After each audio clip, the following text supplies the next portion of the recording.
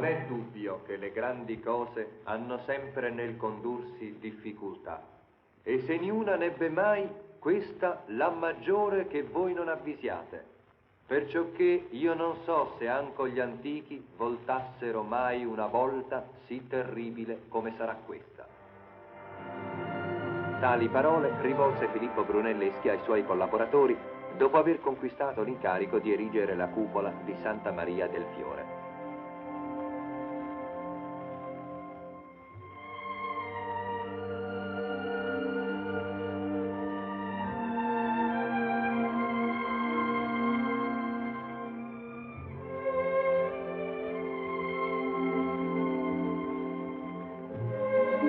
Egli era affascinato da quell'impresa superiore alle conoscenze tecniche del suo tempo, e lo dimostrano i modelli di legno che costruì rendendo evidente l'aerea struttura della cupola con cui veniva portato a compimento il progetto trecentesco della cattedrale.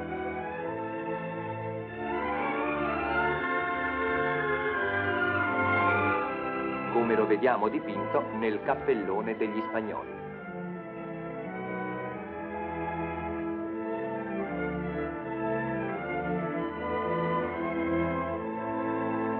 Lo stile del Duomo fiorentino era nato dal Battistero, davanti al quale oggi, più che nei secoli scorsi, si affollano i visitatori.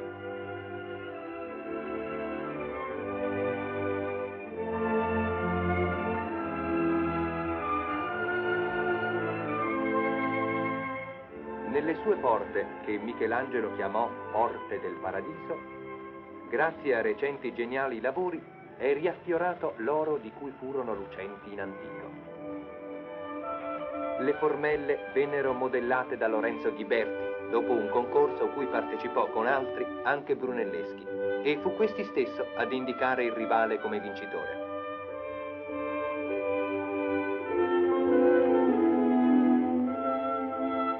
Nel Museo del Bargello si conservano ancora le formelle col sacrificio di Isacco, che furono inviate nel 1401 a quel concorso.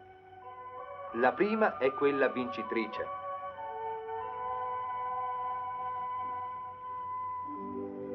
La seconda, modellata da Brunelleschi appena ventenne, è degna di sostenerne il confronto.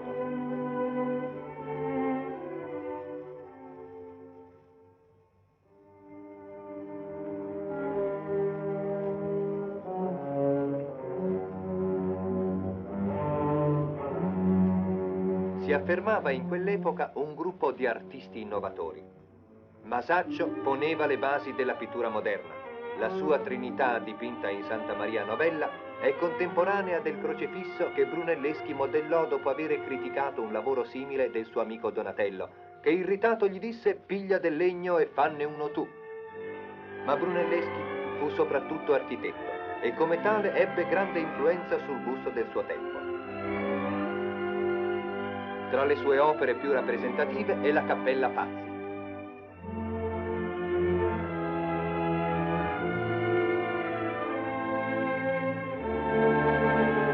Il Palazzo di Parte Guelfa, più chiaramente visibile che in antico per la recente sistemazione di Por Santa Maria, l'antico quartiere medievale oggi ricostruito dalle macerie della guerra.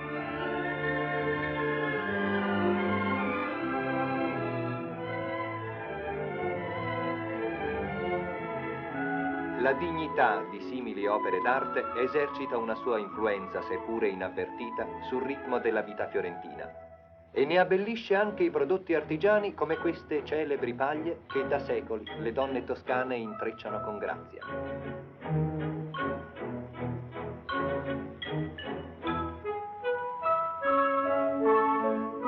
La vita prende dovunque aspetti gentili a Firenze. La tenerezza dell'infanzia ebbe in Andrea della Robbia il suo poeta insuperabile, nei bimbi in fasce che adornano il portico dell'Ospedale degli Innocenti, creato 5 secoli fa. I bambini sono uguali in ogni epoca e oggi vivono sotto le arcate del Brunelleschi con gli stessi ingenui stupori di quelli che li hanno preceduti nel corso dei secoli. Le antiche mura sembrano ingentilite dalla lunga consuetudine con queste creature ancora incerte che vivono le loro prime avventure. furono questi i modelli dello scultore?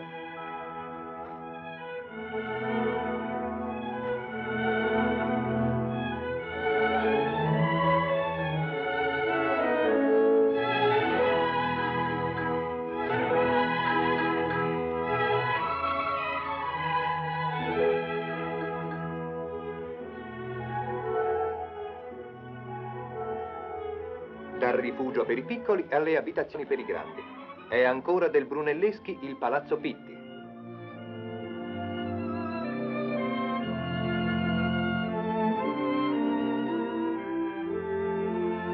Derivano dalla sua ispirazione Palazzo Strozzi e Palazzo Medici Riccardi, esempi di un'architettura che non ebbe rivali.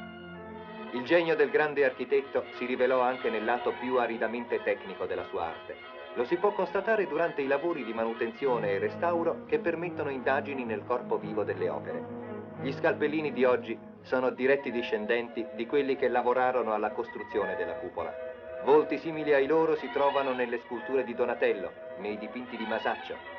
Gli accorgimenti che usano per sorvegliare le strutture della cattedrale appartengono a una scienza antica.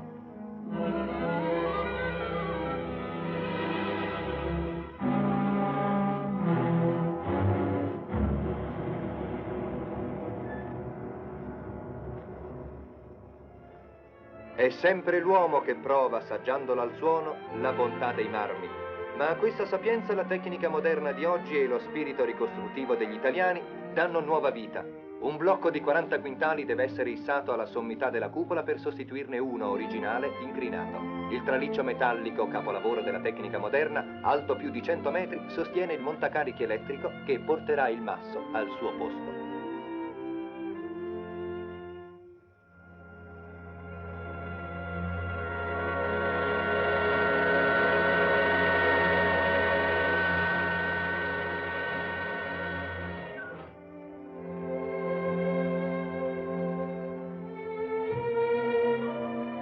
Quando venne costruita la cupola, gli stessi operai non volevano credere che fosse possibile issare a quell'altezza pesi simili. Brunelleschi inventò tutti gli arnesi, gli ingegni, come dicevano allora, che dovevano permettere il miracolo. Sono ferri, argani, carrucole che ai loro tempi destarono ammirazione e consentirono lavori giganteschi.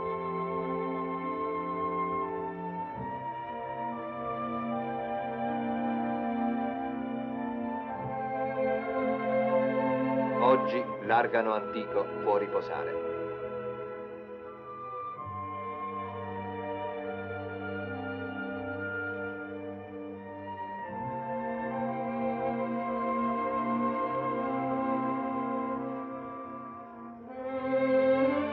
Alla sommità della cupola attendono il blocco di marmo.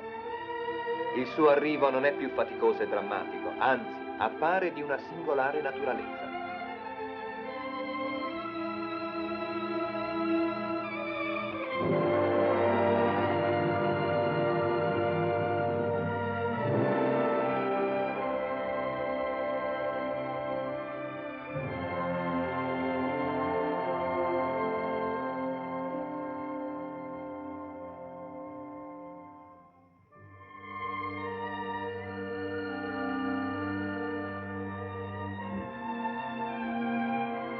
Il masso viene collocato al suo posto.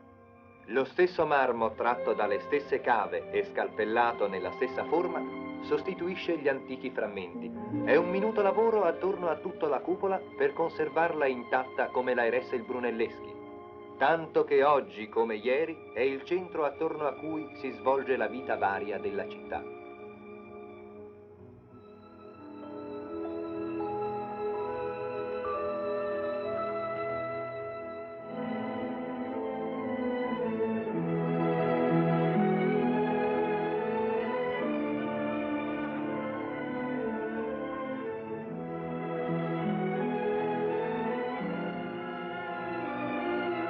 Mi pare che quegli architetti che non hanno l'occhio all'eternità della fabbrica non abbiano l'amore alle memorie né sappiano quel che elle fa.